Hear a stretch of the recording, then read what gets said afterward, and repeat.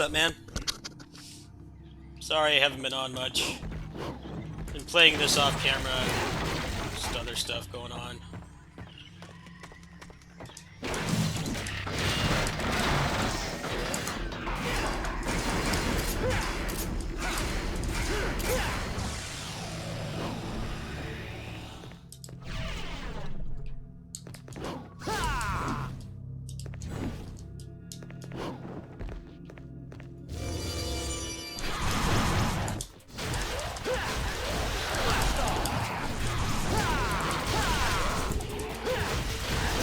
Ready?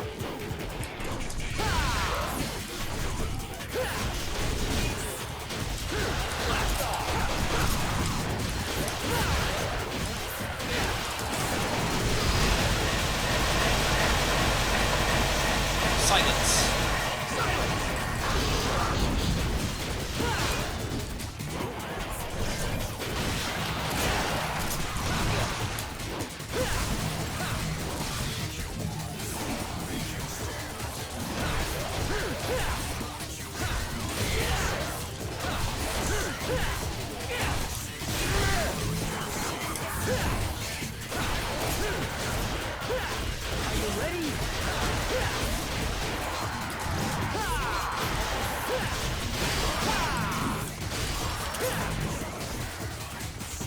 Oh, I did?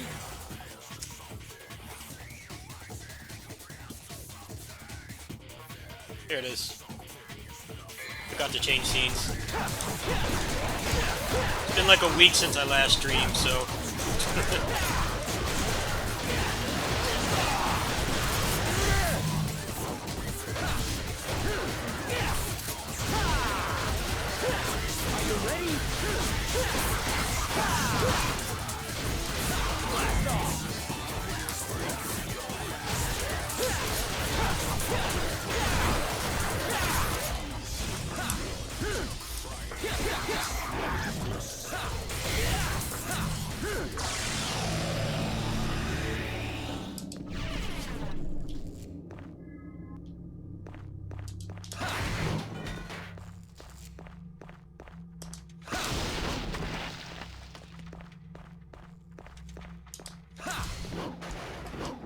I like this port, but this radio menu is so clunky.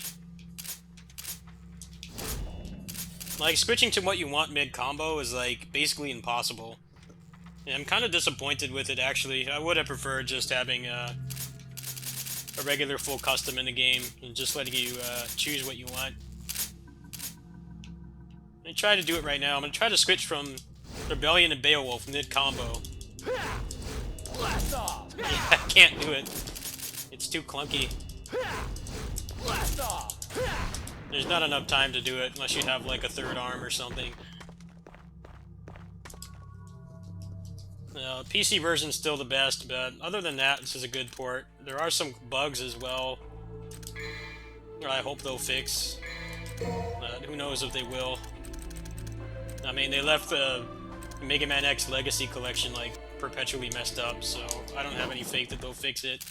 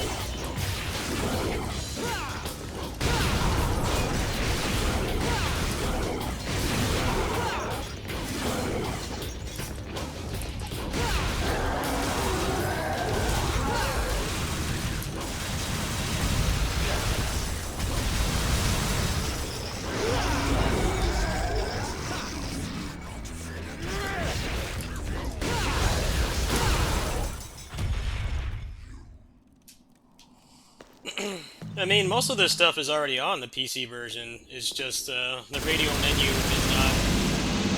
The radial menu is a blessing and a curse. I guess that's the only way that I can put it. Like, on paper, it sounds great to just have everything at once, but as anybody who's played DMC5 would know, it's very impractical to have everything on at once, because you can't get to exactly what you need at the exact time you need it. That's pretty much the only problem with it. It's just too cumbersome to use, like, in the middle of doing something. I don't really think the casual player would want something like the Navon permanently on their loadout. That's something that was always a very situational weapon before. It has more practical use now that you can switch the weapons, but because you can't change the order and you have to have everything at once, it can be really frustrating when you get it. You get it like mid-switch or something. I don't really know how they could fix it either, besides just putting a regular full custom in. That would fix the problem right there, but who knows if they're actually going to do that. Also, the gun level ups don't work properly either. Apparently, they have the same damage and same properties at level 1 as they do at level 3. So, when you play on DMD and you rely on the guns and stuff to inflict the stun values to launch the enemies, apparently none of that stuff works anymore. So, I probably won't even bother with the hardest difficulty until they fix that. So Gunslinger feels kind of bunk in this. It was always the weakest style before. It has more practical use here because you can switch between it and you're not stuck with it for a whole mission, but since the guns don't do more damage and they don't inflict more stun because of a glitch, then I don't really see much of a point in using it, unfortunately.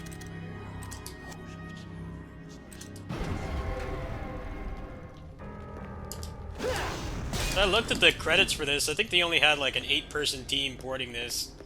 And I think they did a damn good job, but it's a pretty big game, and they're also reverse engineering it to add all this other stuff in. So I guess some bugs happen. Apparently that that weapon switch bug happens on the the PC version too, when you have the style switcher installed.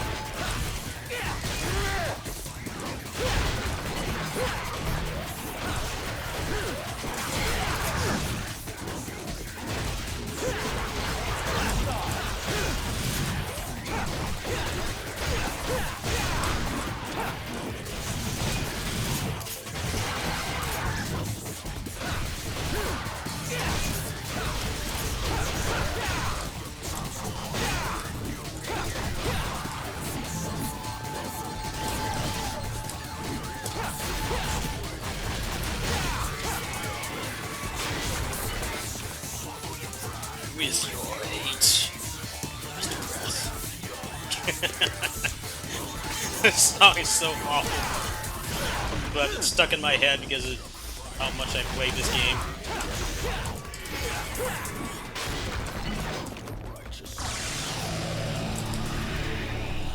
I don't really think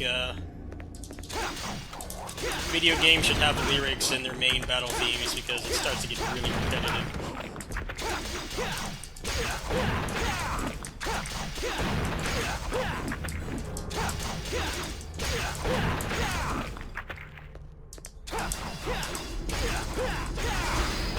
Too easy.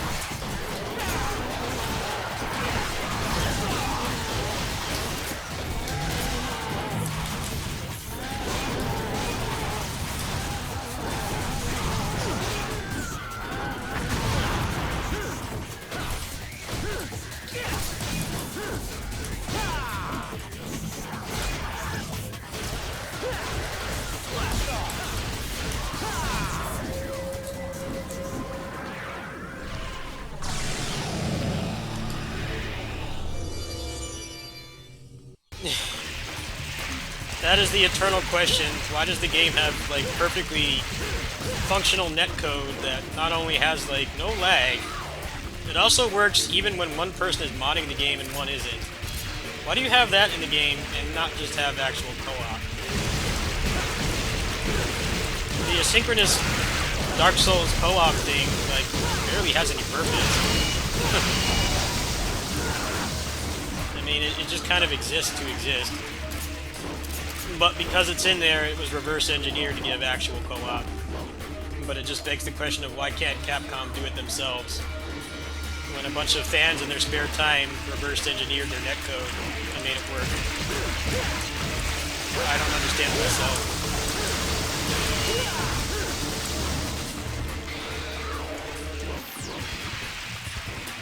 The only reason for that netcode to be in the game is because people hacked it to make it into real co-op. Otherwise, there's no purpose to it. I mean, it was kind of cool to see, like, somebody else in the game with you, but it only works on, like, a fraction of the missions. Like, pretty much the whole end of the game, it doesn't work at all.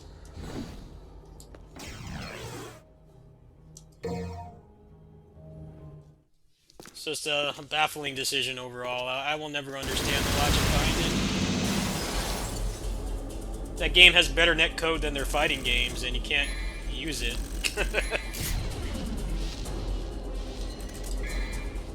You can't use it for anything useful without modding the game.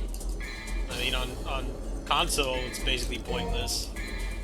The only cool thing with it was that you could like indirectly party with a friend. That was kind of cool, but it still begs the question of why the game does not just let you do that directly.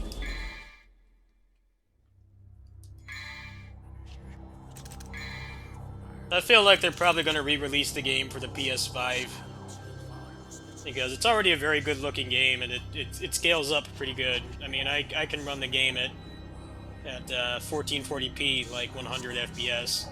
And they could easily sell it again, like, next year and just put in Virgil and real co-op, and it would probably sell a lot. But I don't really think it's fair to the people that already bought it to do that. Obviously, Virgil requires a lot of work, but like the co-op, it already works. It's already fully functional.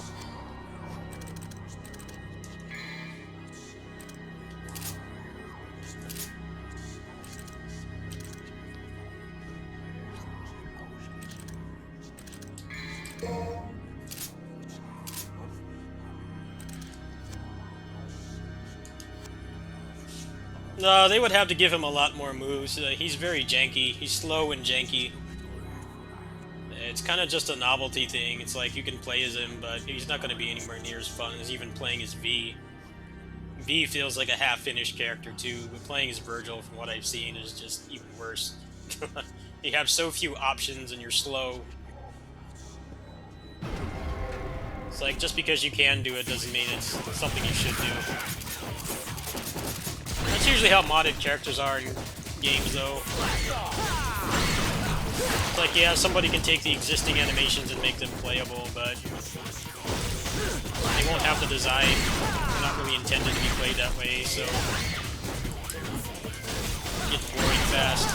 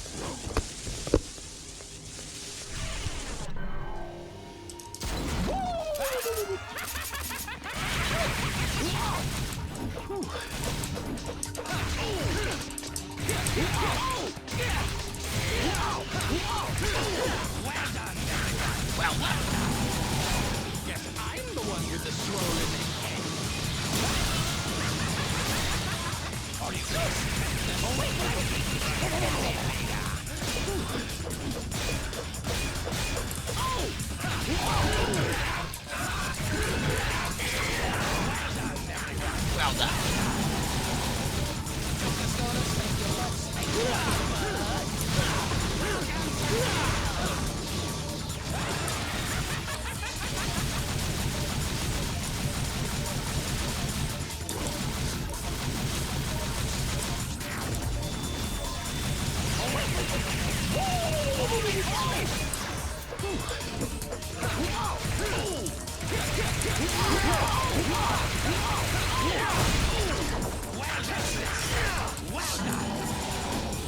I'm the one with the slow.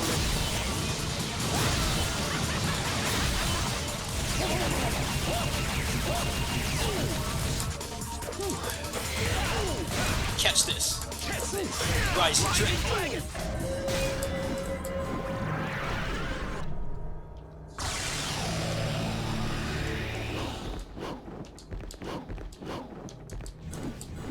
I think people forget that if they just put Virgil the way he is now in the game with one weapon and like 5 moves, that he would be very boring to play as.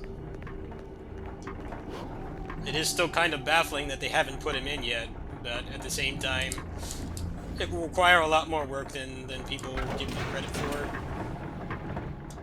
And yes, they do have the voice actor, they have the motion capped actor, they have the face model and everything, and they have a lot of the animations and the models done, but they would still have to do stuff like make brand new moves and make him actually fun to play. 'Cause right now, he like barely is either of those things. They made DMC4 Special Edition Virgil fun, but the campaign in that game is such a drag, you can't really enjoy it that much.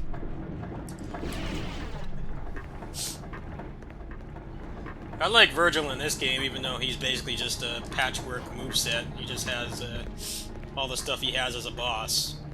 But they made it work somehow. He's still fun to play.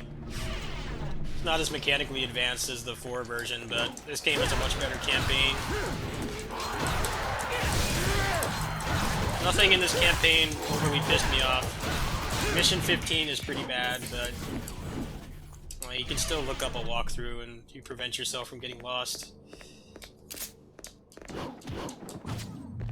Now, this game has a fair share of shitty enemies too. Both 3 and 4, I feel, have really obnoxious enemies. The Soul Eaters, the Fallen. Spiders are kind of a mixed bag in my opinion. I feel like 5 has the most fair enemies, but the problem is that they don't attack often. So stuff like Royal Guard. Royal Guard is like broken in this game because you can just use that and DTE and you're basically untouchable.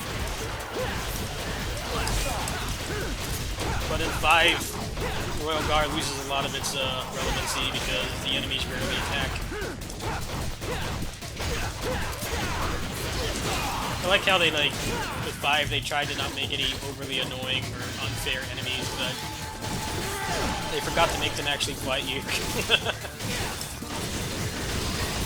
I still don't know a lot of the parry timings in 5 because the game doesn't really encourage you to learn them. Whereas here, I relearned everything pretty quickly because it actually has a practical use. There's been some talks with the community edition of them, like, making the enemies more aggressive.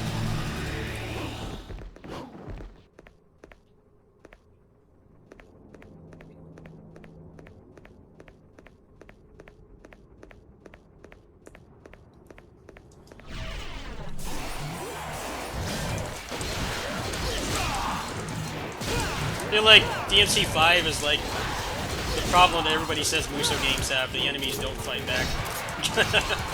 That actually is kind of true in DMC5.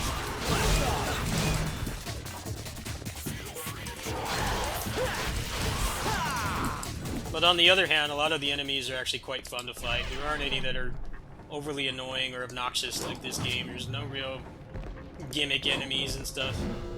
Closest you get to that is probably Behemoth, and they aren't They aren't particularly fun to fight, but at the same time, they're not totally annoying either. Furies are kind of a gimmick enemy, but you have multiple ways of dealing with them. Some of the enemies in this game, you have like one way that you can fight them. Like the Soul Eaters especially.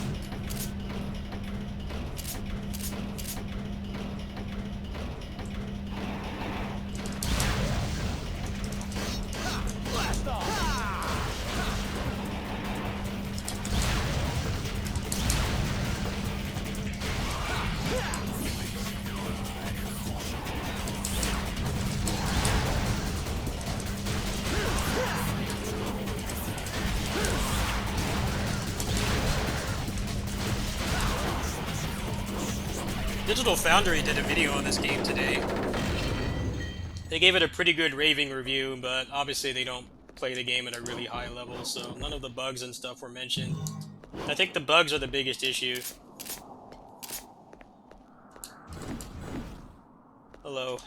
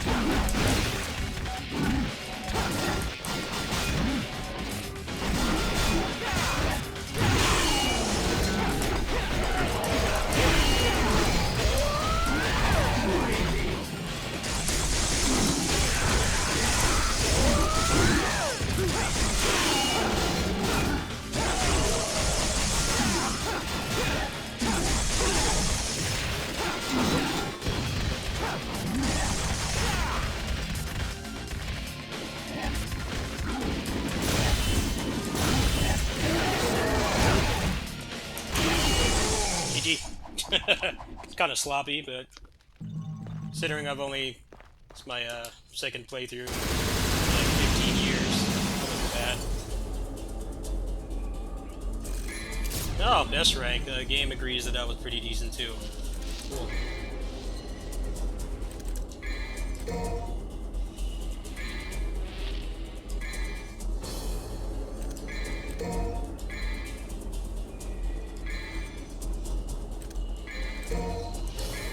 Unfortunately, in this version, they did not fix the, one of the biggest flaws of this game is that the characters are on separate save files. One of the most common things everybody does when they play this game, whether you played it before or not, is you save over your Dante file with the Virgil file. So, I made 3 Dante files and 3 Virgil files, and I update them periodically, so in the event that I ever accidentally do that, I won't lose much progress. I definitely think that's something they should have done instead of co-op Bloody Palace, is modernize this a little bit. Just have one file for both characters and make it so you can't save over it. That part of the game feels kind of outdated.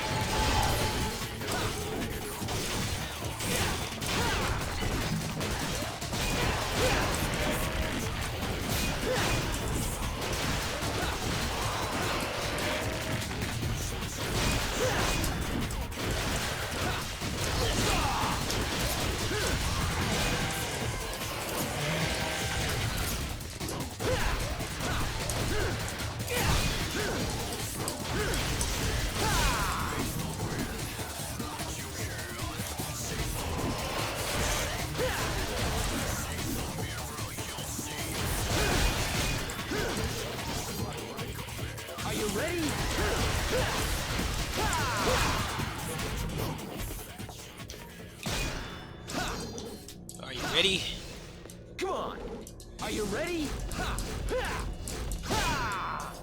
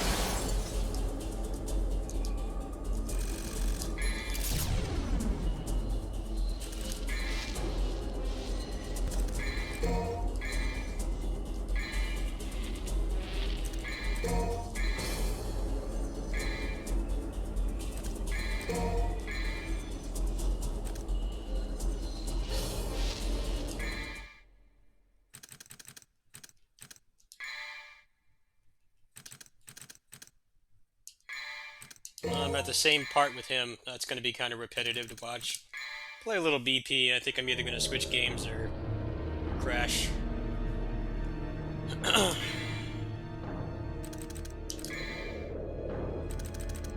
Start working on him next, off camera.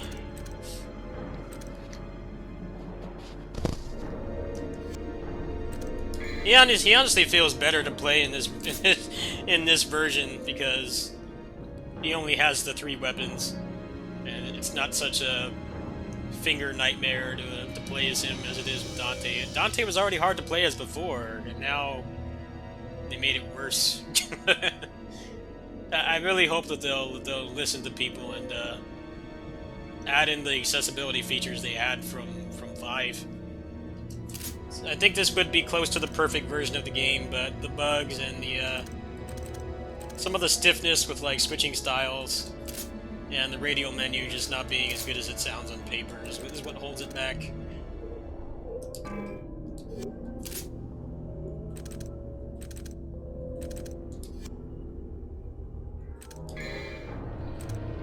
Let's get the Gucci belt. Why not?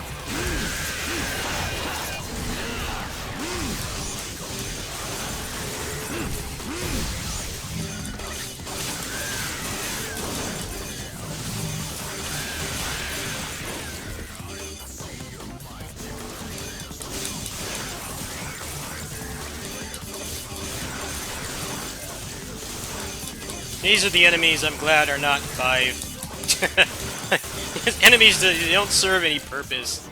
They're not challenging. They're not fun to fight. They're mostly just there to piss you off. And, like, none of the game mechanics work on them. That's the kind of stuff they definitely reduced in 5, but... like I said, I forgot to make the enemies actually fight back. And it feels fun to, like, be super aggressive, but... I kind of like the dynamic this game has, where like defensive options are also really good too. Royal Guard's like the best style in the game.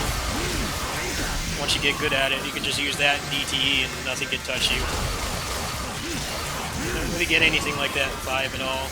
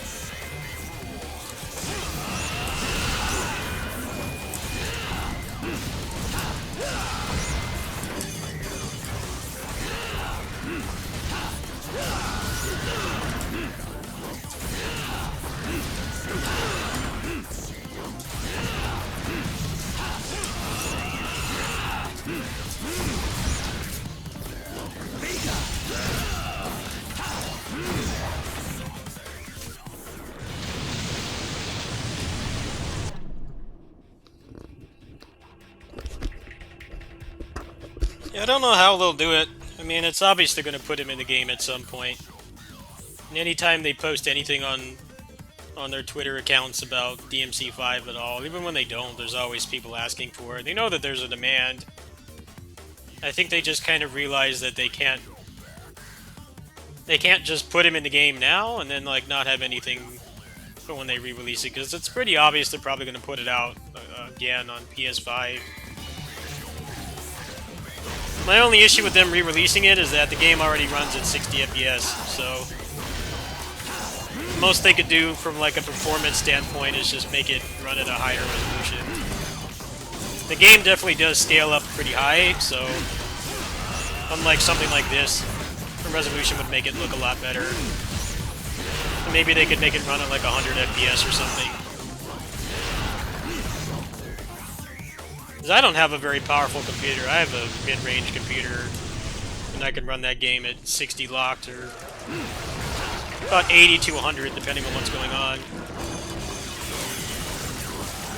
I think the problem is that if they add Virgil, everybody's going to ask for Lady and Trish too, because they have the voice model, the voice actors, and the 3D model, and the the face actors there too. So that's probably what's holding them back. They know they can't just add Virgil; they have to put Lady and Trish in too. Lady and Trish have like no moveset worked out at all. There's nothing they can recycle.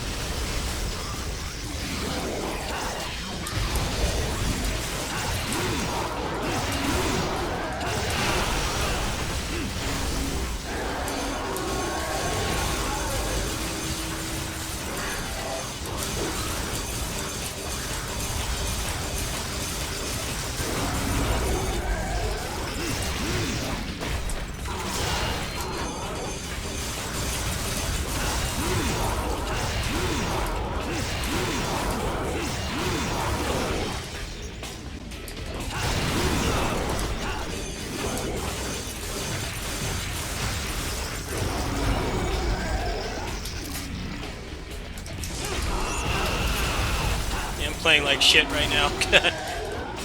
Losing the freaking Cerberus.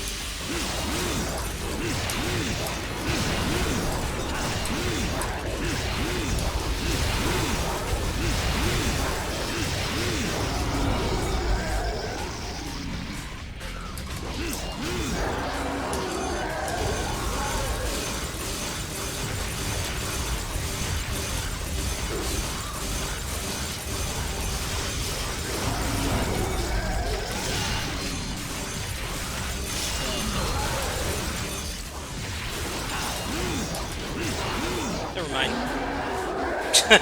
Pull that off somehow. Very, very bad. Bad fight.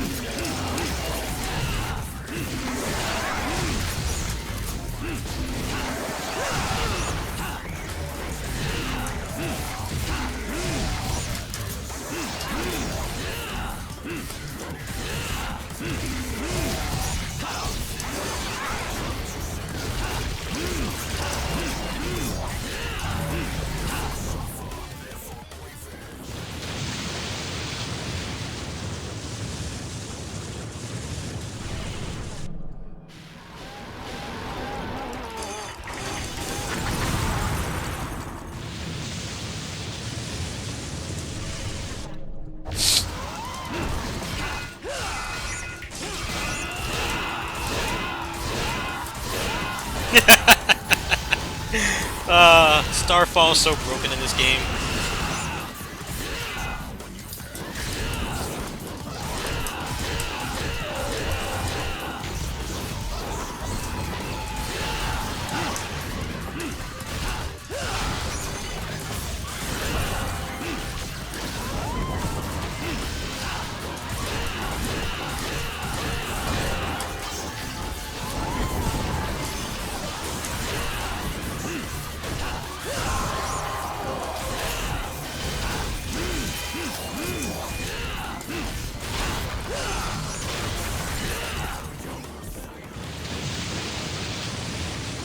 You can just take off like half a boss's health bar just by constantly spamming Starfall. Nothing stopping you from doing it. I don't know if you can JC on these guys though, it's really tough. Their hitboxes are really weird, very thin.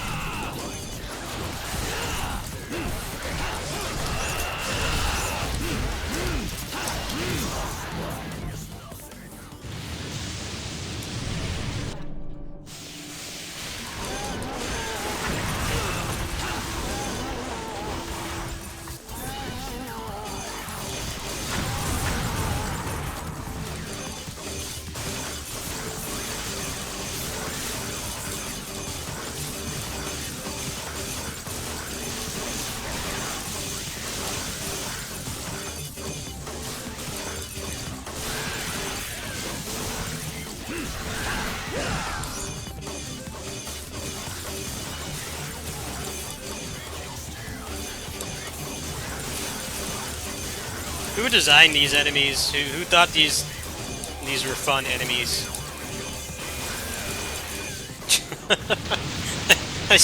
15 years later, I don't understand why they exist. What purpose they serve, besides just slowing the game down.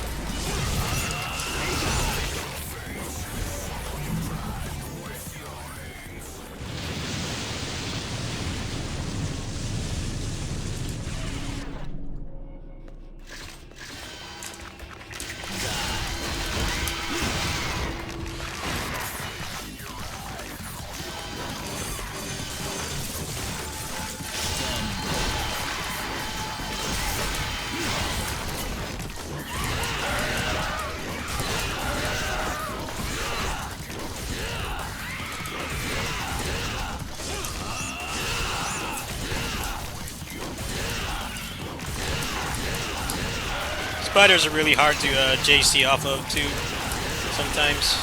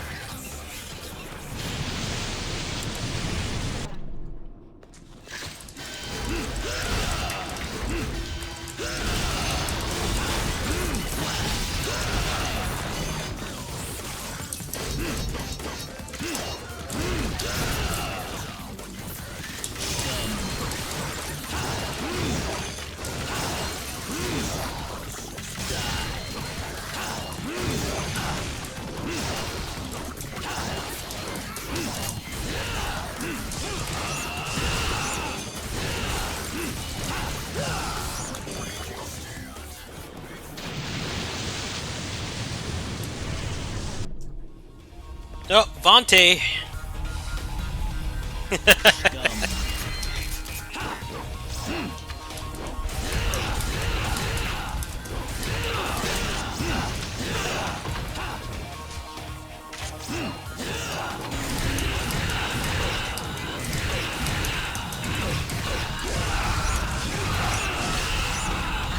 This may be fun.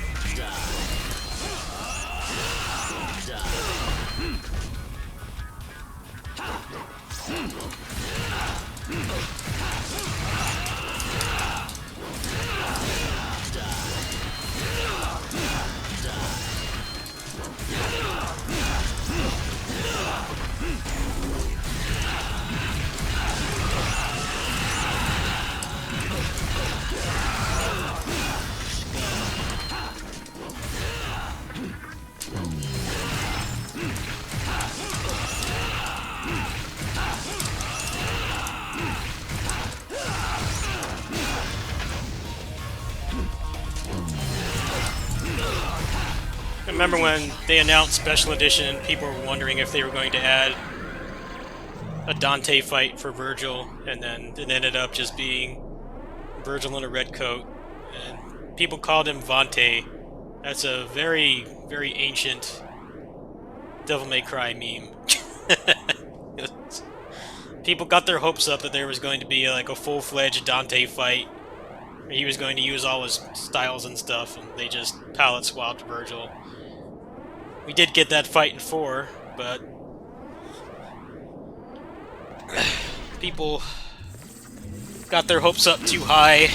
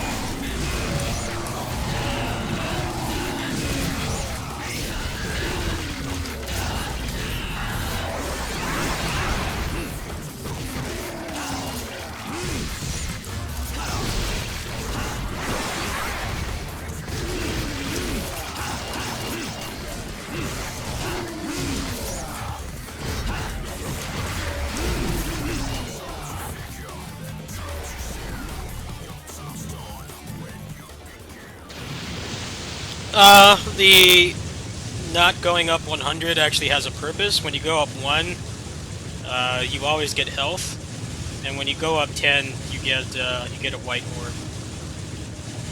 So basically, it's there to let you heal when you want. And what's cool about this Bloody Palace, I think this is actually one of the best Bloody Palaces they put out because it's actually random. It's not entirely random, but you're not going to go up 100 all the time. There's always going to be times where you want to heal or get a white orb. And the bosses are random too. So I actually think this BP has some of the best replay value. Part of the problem with 4 and 5's BP is that they're static, which is why a lot of people that play 4, they just go through the first 20 floors and then they stop, because that's where most of the enemies you can actually combo are. once you start getting past that point, you start to get all the badly designed enemies in 4. Like I said, 5's enemy design is less tailor-made to piss off the player, so it's not as much of an issue in 5, but it does kind of get stale how you can't randomize the tower or anything. It's always the same thing every time.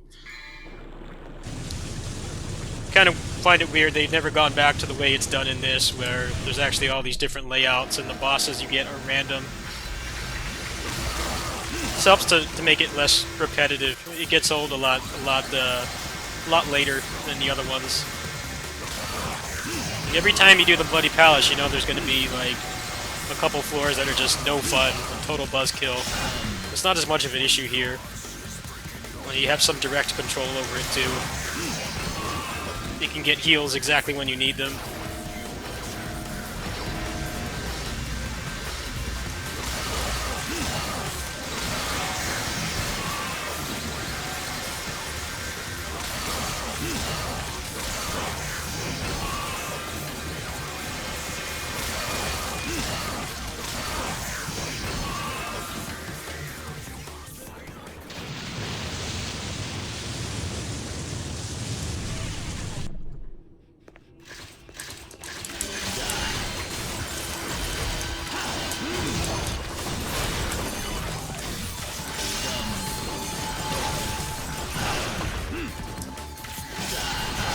I'm gonna get zoned out. Oh, jeez. Stinger.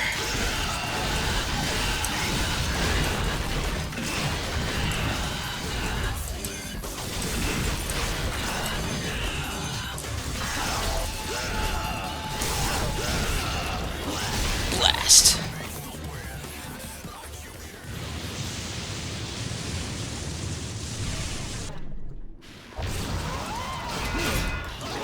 like how getting heals is not completely random in this either. You know, a lot of like beat 'em ups and stuff, or just action games in general, you can't always count on getting a heal. Here, as long as you can survive the floor, you can always guarantee that you'll have a health refill.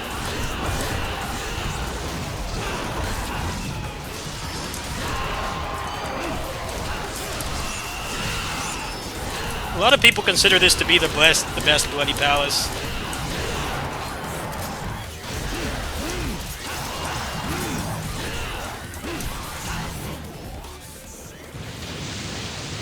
Probably the best designed one. You can always heal and get refills whenever you need them, and it's not the exact same thing every time.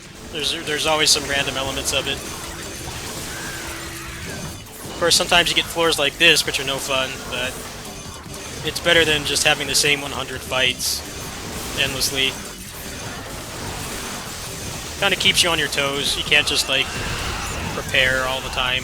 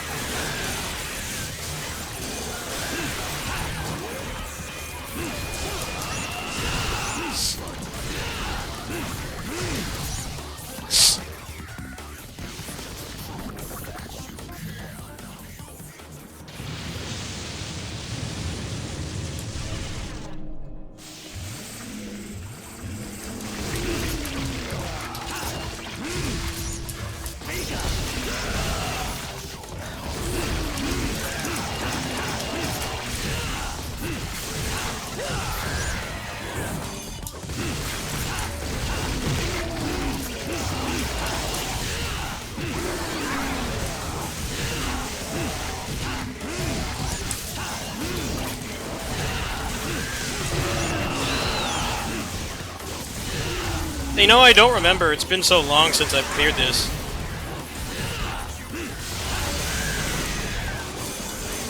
I'm pretty sure it is Vante 3, though, if I remember correctly.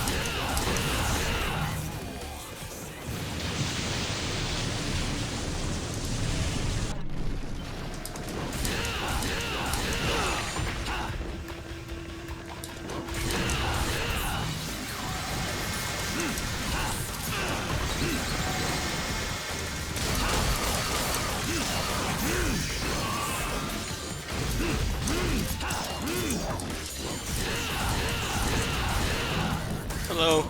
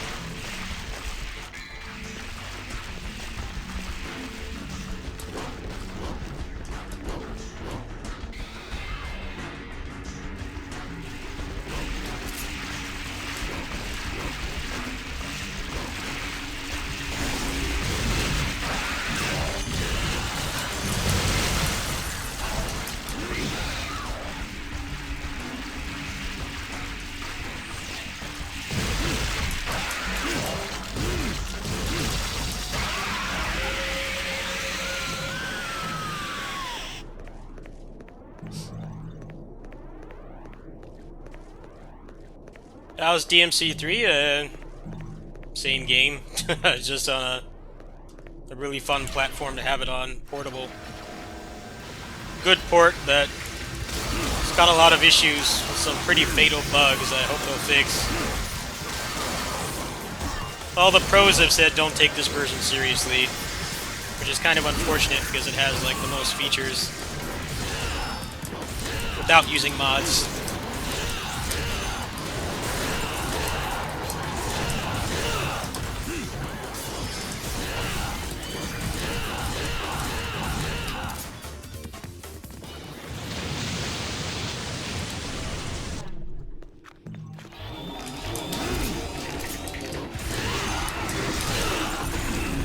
Got spiders and the Fallen. Not a good combination.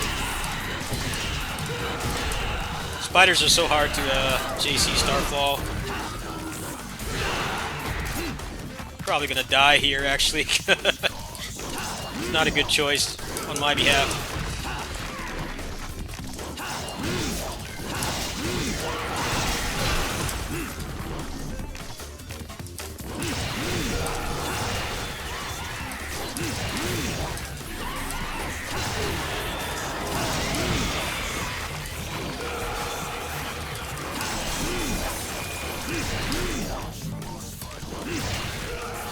Oh, thank you.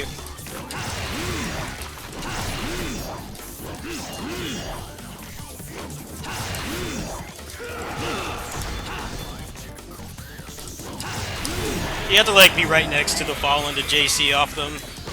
The hitbox is very thin.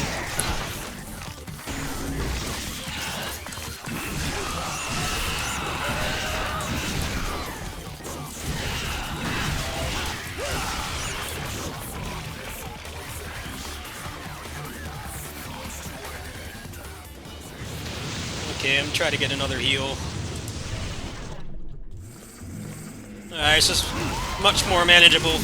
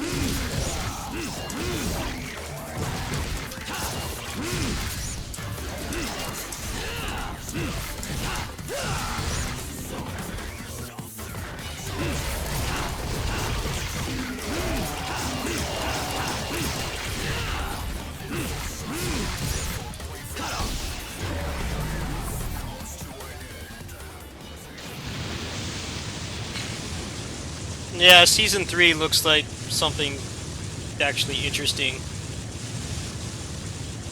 I think only having one assist really held that game back. A lot of people were saying that for a long time. And some people are like, don't make it into Marvel. It's like, well, he had actually good assists, then it can help. But Marvel games historically usually only had like one assist you would ever use anyway. Like, nobody ever used any assist with Virgil except for Rapid Slash. That was the only one he'd ever take in a competitive setting. Now, it seems like they actually did some work to make sure that all the assists have some use, which is going to help that game be less boring to watch. A lot of people tapped out during Season 2 because there just wasn't any variety. And they didn't do any balance patches at all. So everybody was running like GT Goku and Bardock and stuff non-stop. The game didn't really allow you to experiment.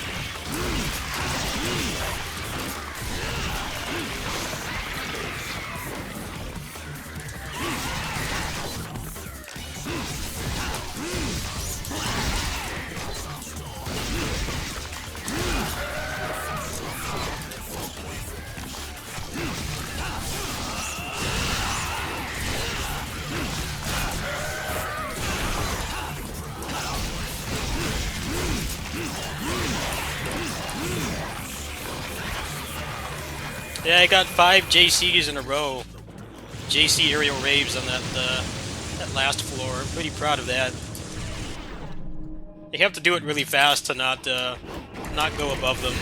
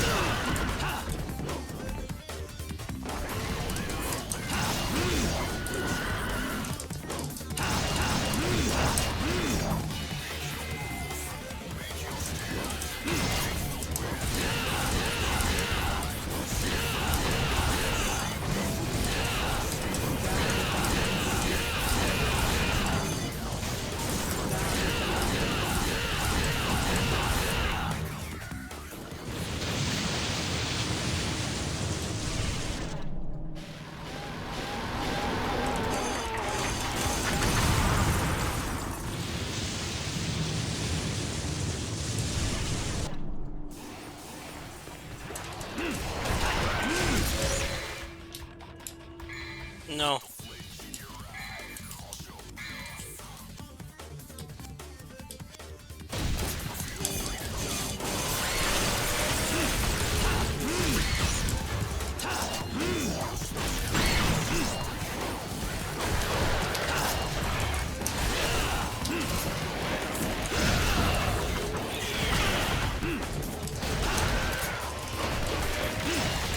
What's up, bro?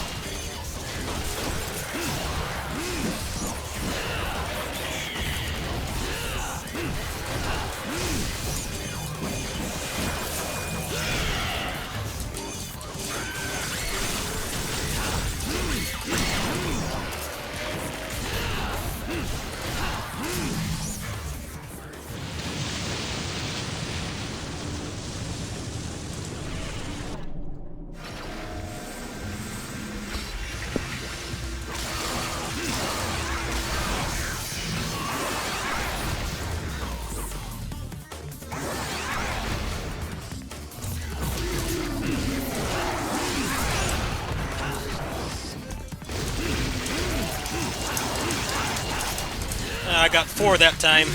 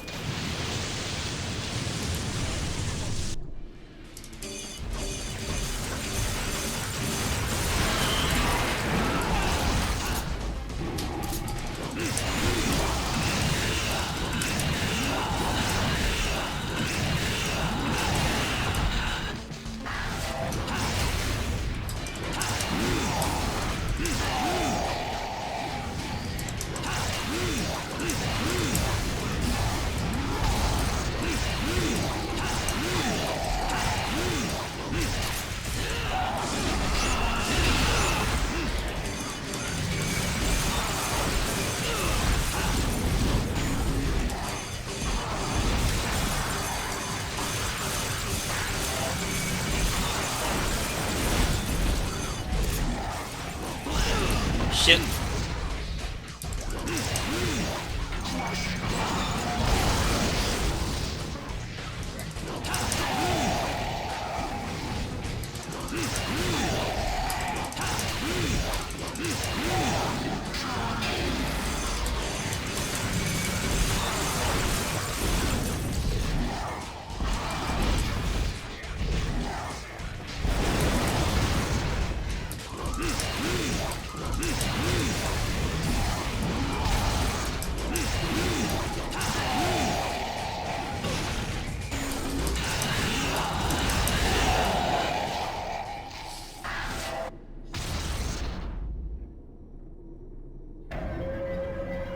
Very close to maxing out. I was not expecting to get this far. So I have like no health or anything.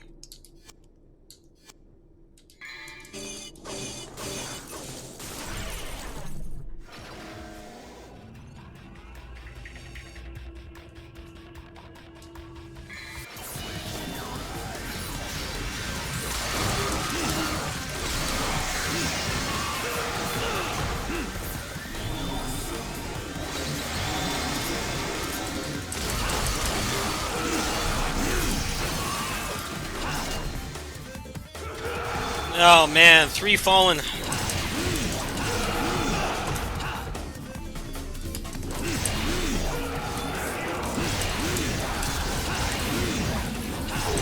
Drop some health, asshole.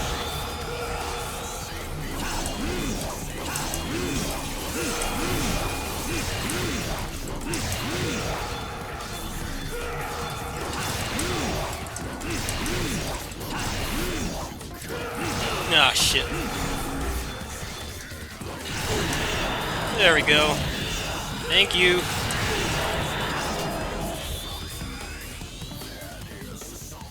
Fallen are like Virgil's greatest weakness because he can't spam Starfall on them. Their hitbox is too thin. They're some of the hardest enemies to JC off of. The hitbox is not very wide.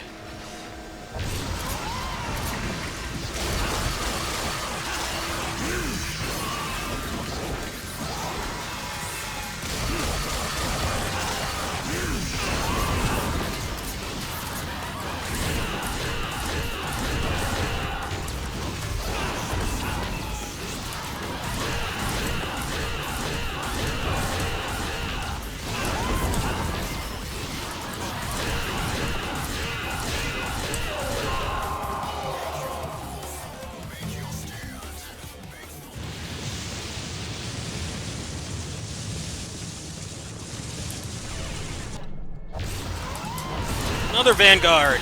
2 Vanguards.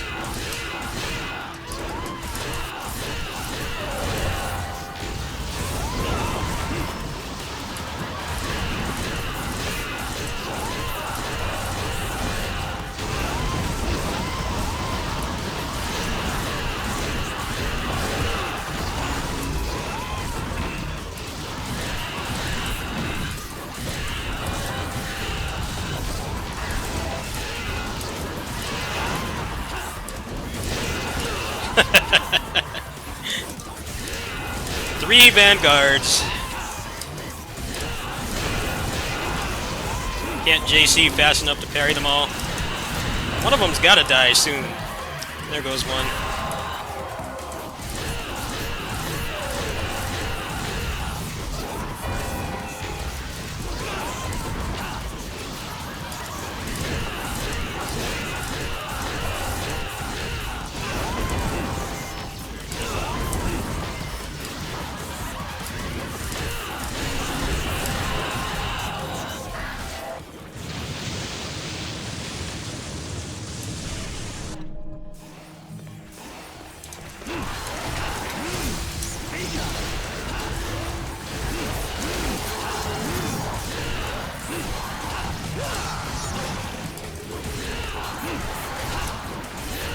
Gucci belt.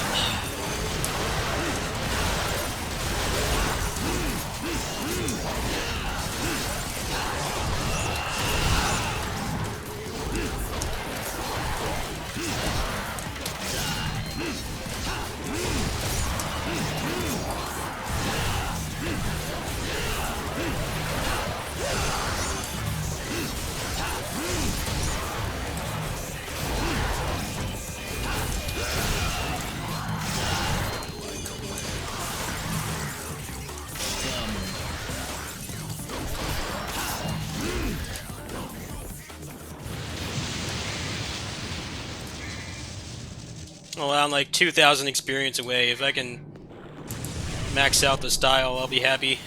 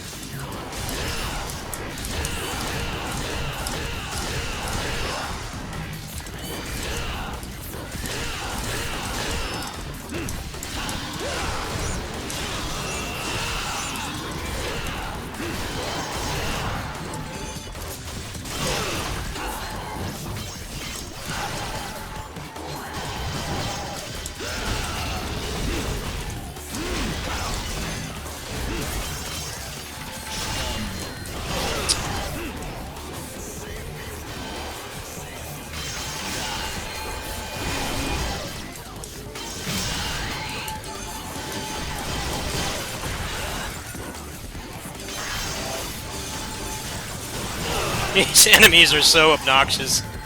Especially when there's no, like, actual corner for them to go into. Fuck off!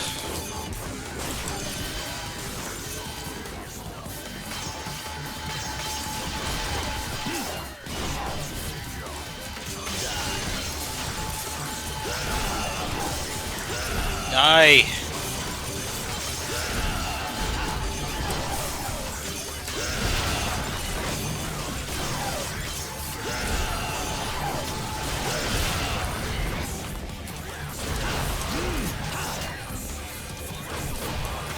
Nope, nope, I don't have to do another heal floor, actually.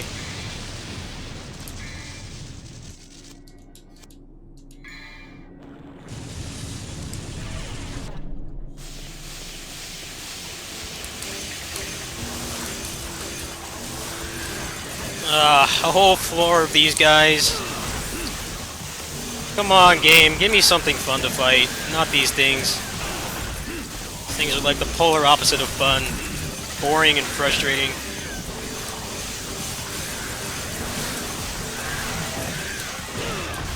Just annoying.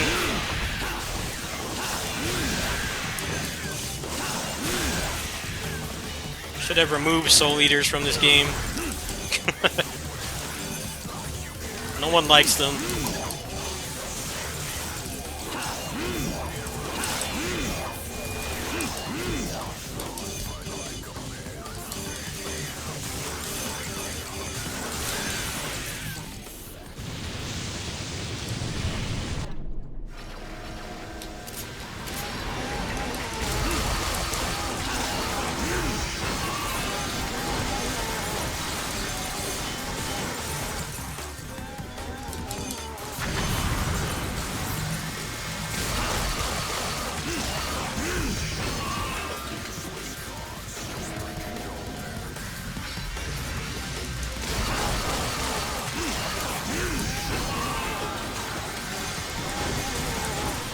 There we go. Trick down.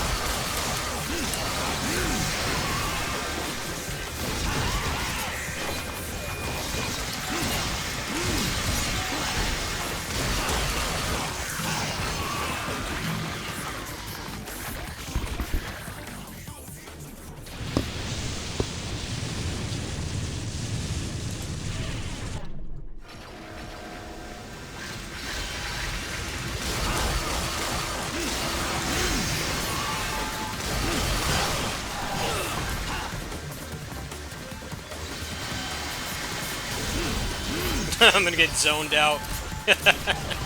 These assholes.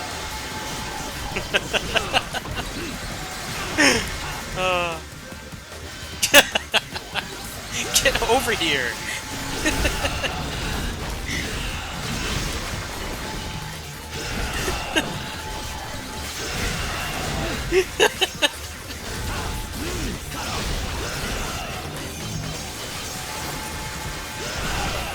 When you're in the actual campaign, they're not that threatening because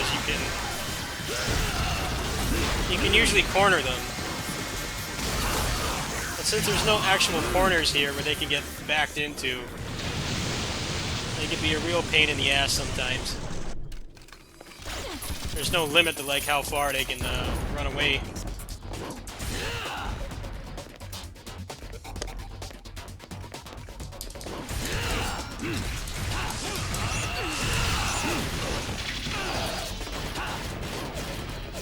Get ready! Get ready.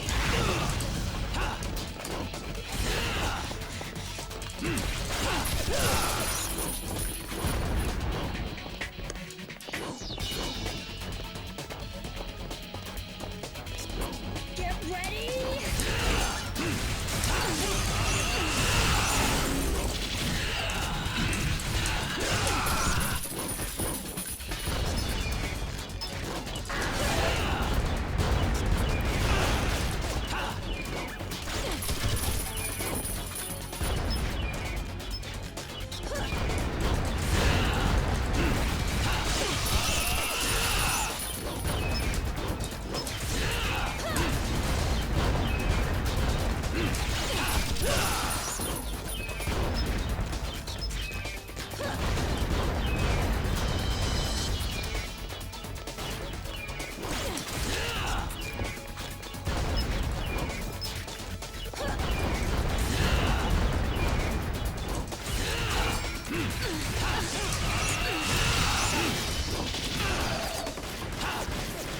It's over. Not hysteric.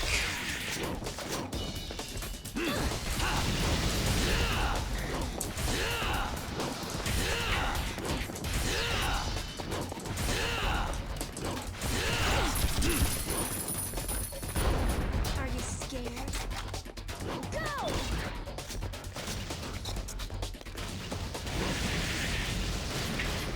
Are you scared? Go!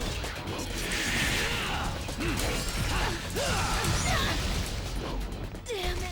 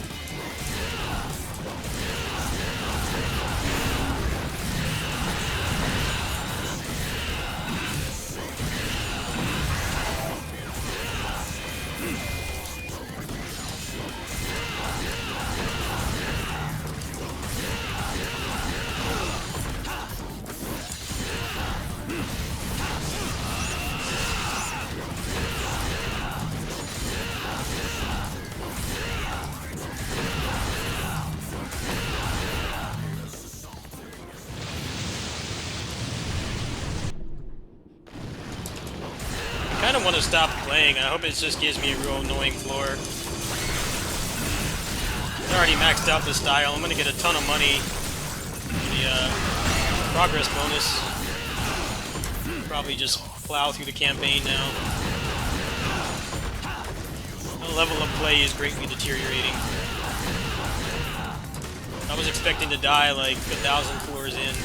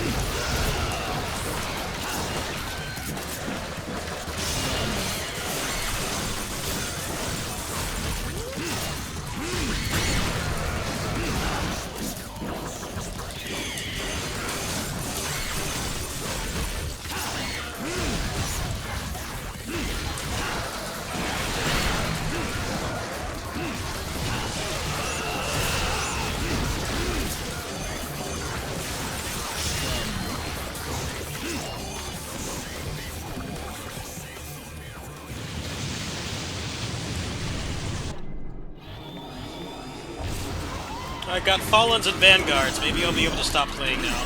This is not a good combination at all.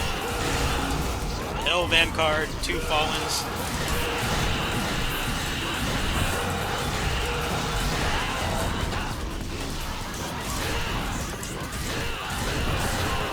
Never mind, the Vanguard's gone.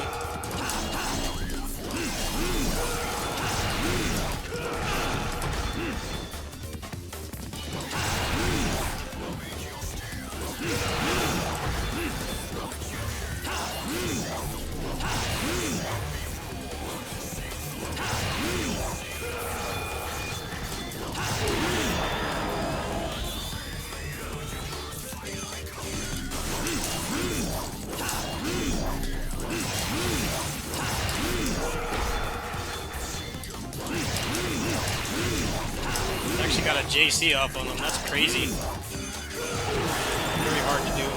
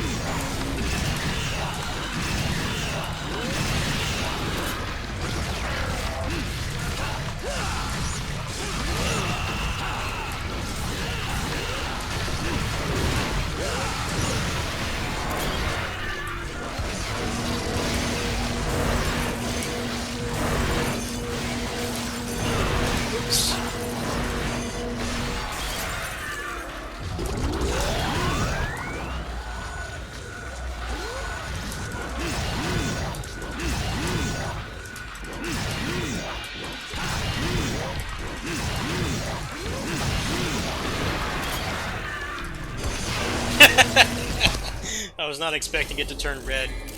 I got 47,000 orbs for that. Wow. That was fun. Totally was not expecting to get that far. Should be able to clear it next time with more health.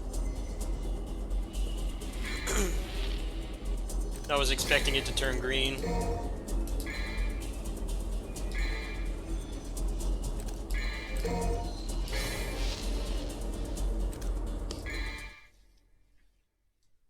Alright, well, that's enough DMC3 for tonight.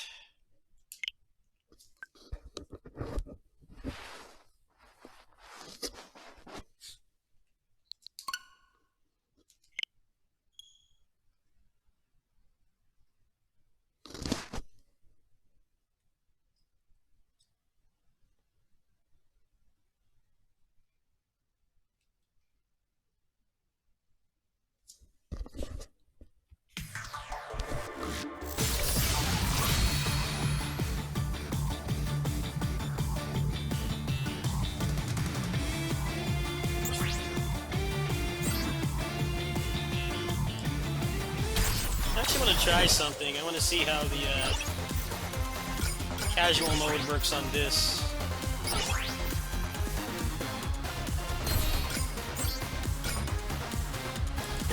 0-1 is not really fun to play. It's definitely the worst in the series. I hear if you put on this mode, it makes it more tolerable. I'm curious to see exactly what it does. I think it just gives you a max character.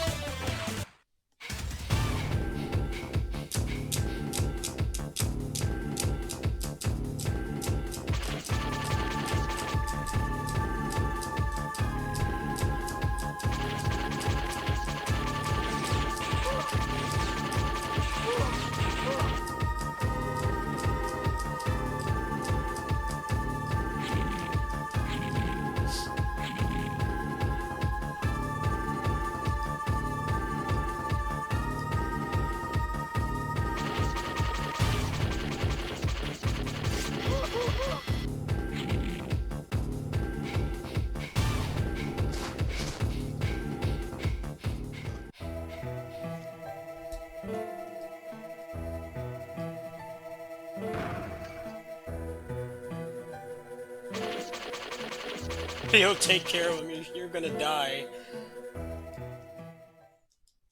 Zero's the only one that can do anything.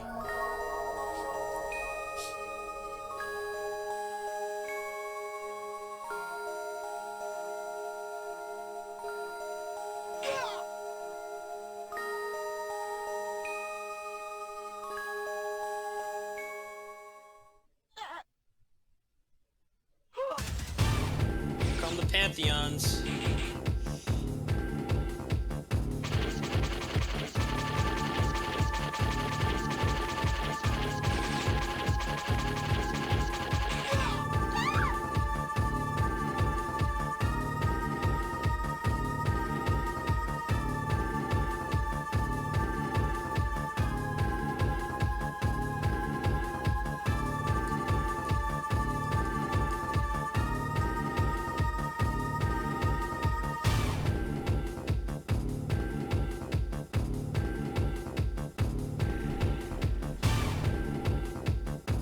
Can't skip the cutscenes.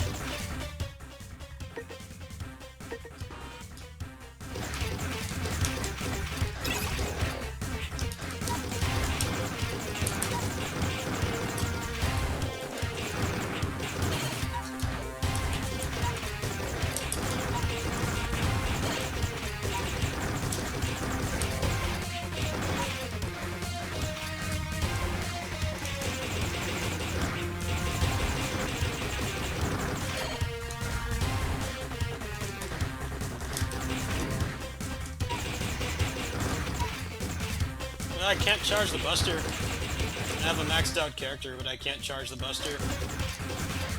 I think you still have to grind for the moves, which is really boring. It's not like you have a really extensive moveset in this game. It's kind of dumb to make you grind for like 2 hours. Generally, when people play this game, they just go to the beginning and they just grind to get the full moveset, which kind of makes you wonder why it's in the game at all. That's why they don't make you do it in the other ones.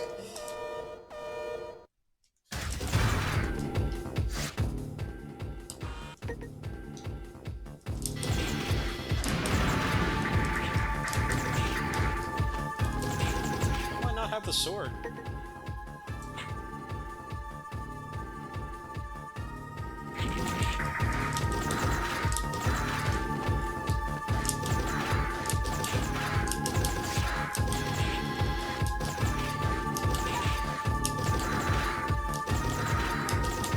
Why doesn't he have the sword? What the hell?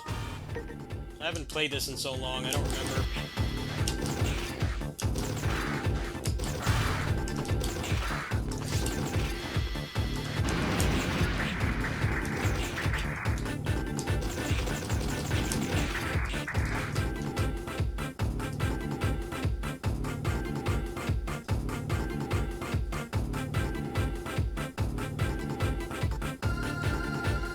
X.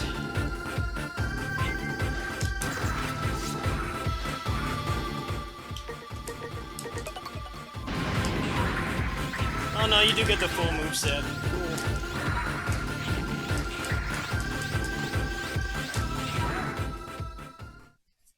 Cool. Apparently a lot of people are playing the 0-1 like this, because this one is easily the worst game in the series, by far. It's like no contest.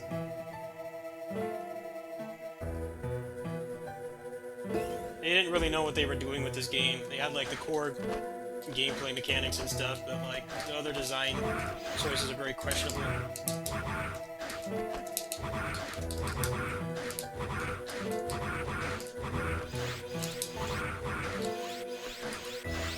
I'm not noticing any input lag at all.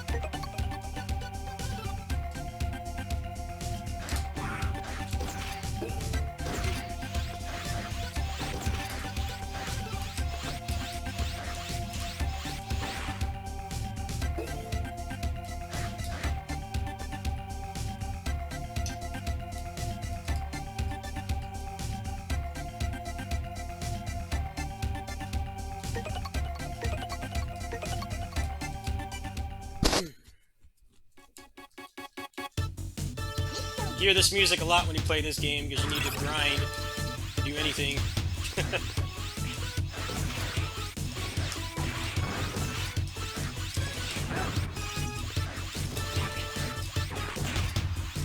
Trying to remember where the exact grinding spot is that people use.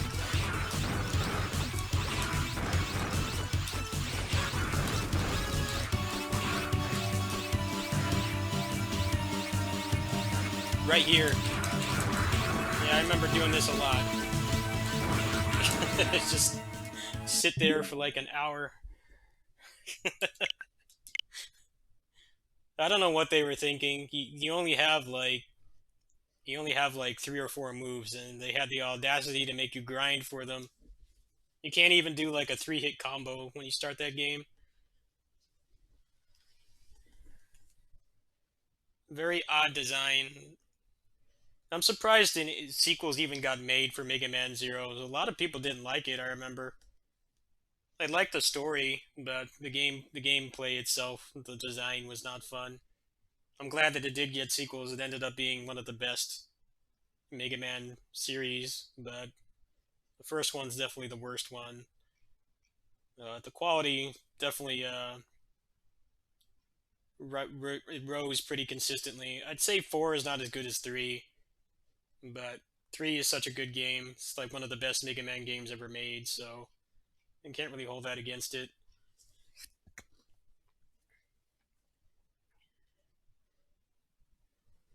And 4 actually had a definitive ending too that they have not retconned since, which I think is crazy. Like Zero actually never came back. He actually died. Like how many popular game characters like actually die and don't come back? They do have what's his name, Giroette in the ZX games, but I think he just kind of looks like Zero. I don't think he ever actually was him. The biometal is him. Oh, it's definitely worth playing. All right, I feel like doing anything else tonight. It's almost 12:30.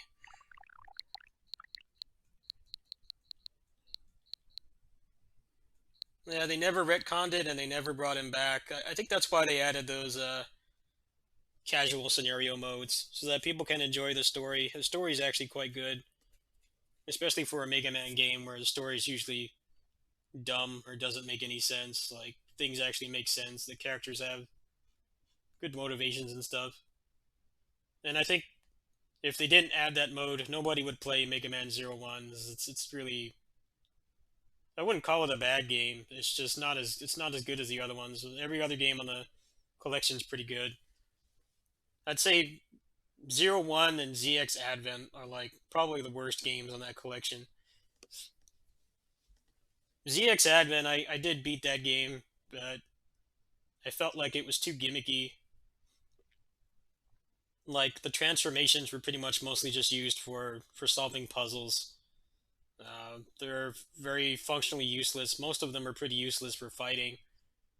Like you still just use ZX to actually fight anything. They were basically just puzzle solvers. It felt kind of like a Zelda game. Like you have Zelda items that are used like 3 times, and then for the boss in that dungeon, never again. That's how the transformations felt.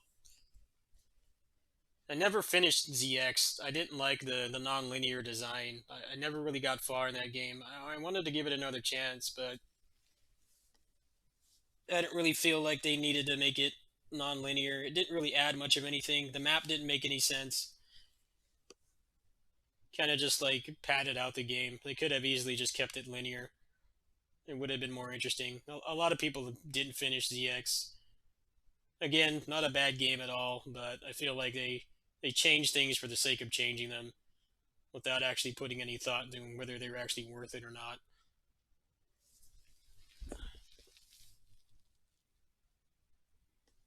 Yeah, the map is awful. It just doesn't make any sense. Odin Sphere, Leifthir had that problem too. Like, since everything's on a 2D plane, it's really hard to tell where you're going. There wasn't really a lot of sense of elevation or like actual visual progression for where the hell you were going. I wanted to give it another chance though, now that I have a good legal version of it. The transformations in ZX actually felt like they had a purpose. In ZX Advent, they don't. They could have easily just given you items or something that would have been the same thing. Like, just give you an item to break the ice or jump over something. You didn't really need to have changing into the bosses. They had like 2 attacks, if I remember correctly. They weren't fun to use at all. Just felt like they were out of ideas. Like, all right, this is the last Mega Man game we're making for a couple years. Let's just put in a bunch of random crap, call it a day.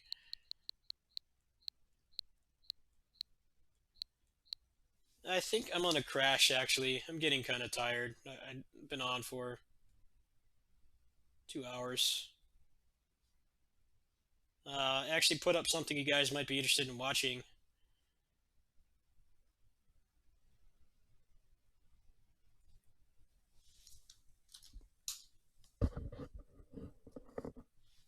That's a review for the SplitPad Pro and the controller I'm actually using right now, the 8BitDo SN30 Pro Plus. Go check that out. I'll probably be on in the morning. I'm not sure with what. I might play some ZX Collection. I don't know. I'll figure out something. I'll see you guys tomorrow. Actually, today. It's already midnight. Never mind.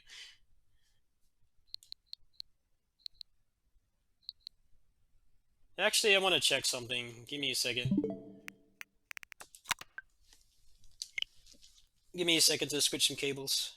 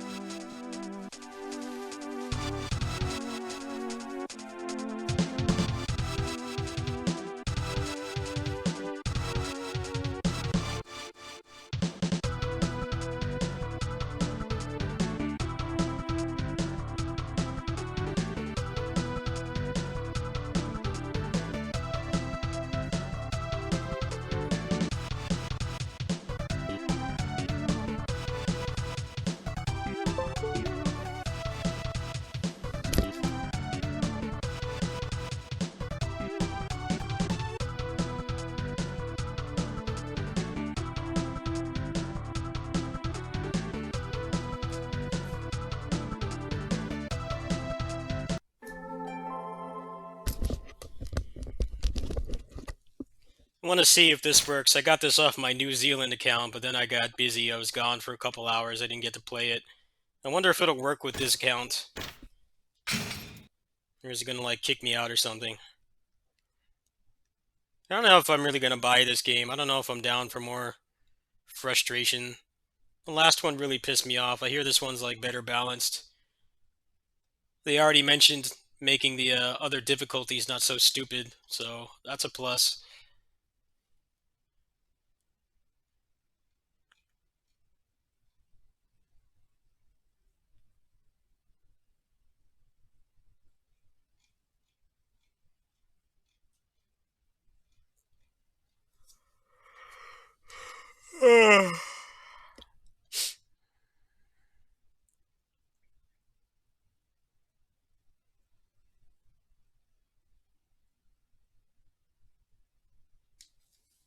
Good lord, these load times. What the hell is it loading?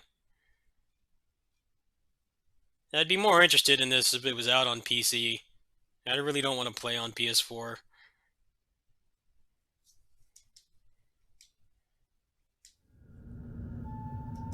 But Sony bought exclusivity, I think.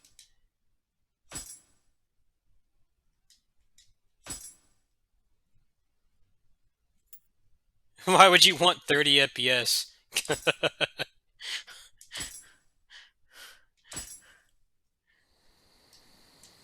30 FPS is the last kind of thing you'd want.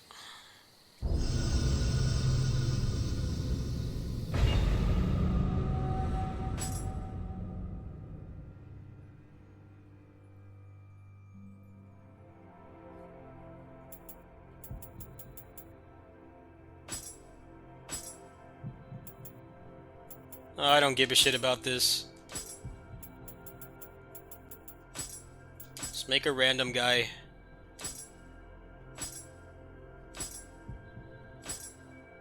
It's not very random. They all look the same.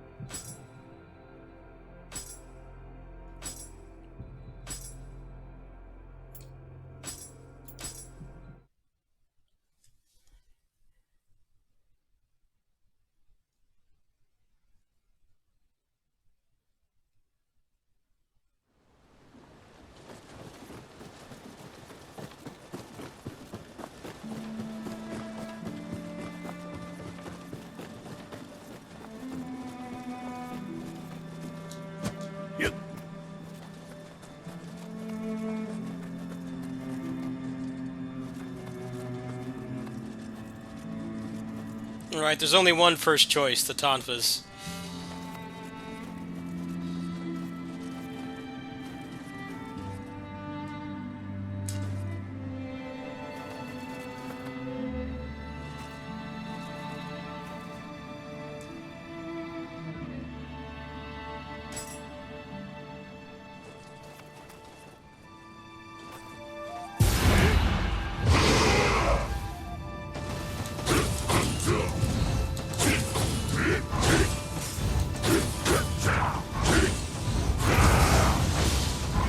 Yo, that axe kick is cool.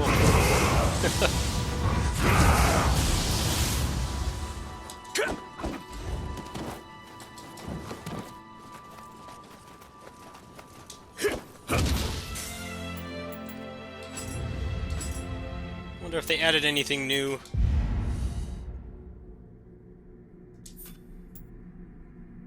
No, so they added like a dash cancel thingy.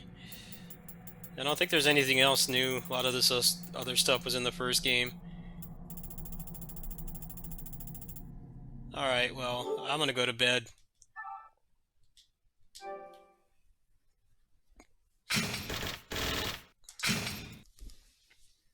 No, the problem with the difficulties in Neo 1 was that eventually everything just one-shot you. So the armor didn't serve any purpose. The armor was basically just stat sticks. Like, you just put affixes on them. They didn't prevent you from dying at all. And, like, the heavy armor made you, like, slow, really slow. But you usually only take, like, 1 or 2 extra hits. And it basically made having quick change a necessity. There was no reason to not max out quick change, because it basically gave you at least a couple more hits. I just felt like it wasn't very fun to me. Like, the first 2 difficulties I didn't mind that much. Once I got into the game, I did need some help on some parts, but it felt pretty manageable. And then once you start getting past that point, it's just, you can't have any more fun. Everything just power creeps up like crazy, and unless you started doing the cheap stuff too, everything took forever to die. It just wasn't fun. I like how they give you like a whole yokai transformation. That's pretty cool, because living weapon was basically just put it on and just spam, and he only had like 2 moves. It wasn't very interesting. Like with the Tonfas, I would just keep spamming pulverize and just get a bunch of health back, or meter back. Well, I like that aspect. I like that they have parries too. The parries look cool. The game is not just running backwards and waiting for them to whiff an attack. Like, you actually have a more aggressive way to stop them from attacking. I've seen some people doing it. Apparently, they lowered they increased the window to do it too. I guess in the original beta, which I didn't play, the window was like really small. So that's cool. There's like a way to like actively punish the bosses and stuff, and not just constantly have to walk away and wait for them to whiff. That's how I felt that the game kind of devolves to, unless you're really good at it, is just backing away from them, whiff, and then punish, and then cancel out. So maybe I will play that later today. Yeah, go ahead and watch my video review I just put up. If you're interested in how I play my Switch games and my other games, that's pretty much how I play all my stuff now besides PS4, because the controller is not compatible with PS4 for whatever reason. I will catch you guys later. Let me see if I can host somebody. See if there's anybody cool on right now. Probably not.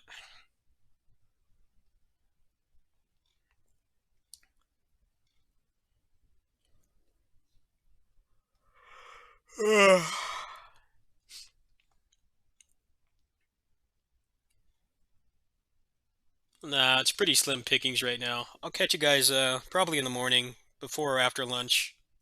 See ya.